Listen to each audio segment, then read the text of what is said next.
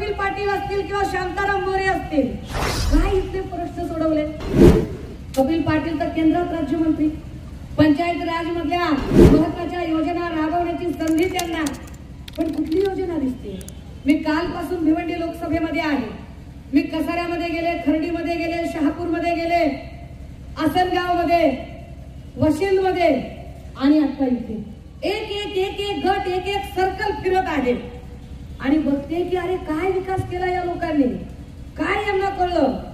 तर यांना मुळात विकासापेक्षा स्वतःची घरं बनणं जास्त कळलं. ज्या गोरगरीब जनतेच्या मतावर हे निवडून आले त्याच जनतेची फसवणूक करत फक्त आणि फक्त स्वतःचा विकास आणि स्वतःच्या तुंबड्या भरण्यामध्ये हे व्यस्त झाले. आज कपिल पाटलांची म्हणे कुठेतरी सभा होती, ते आहे काहीतरी असेल. मी म्हटलं कोण येणार आहे सभेला? मोठा वक्ता, मोठा नेता कुणीतरी असेल की पक्षाकडून येणारा कोणीतरी मोठा माणूस.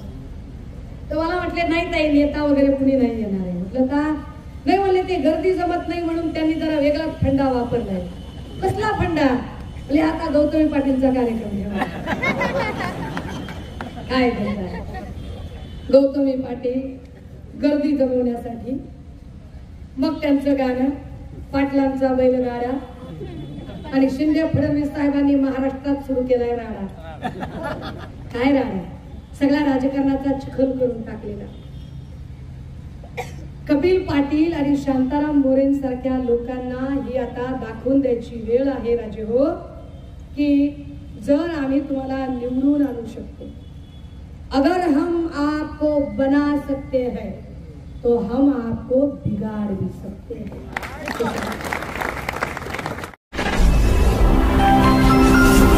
Speed news Bharat.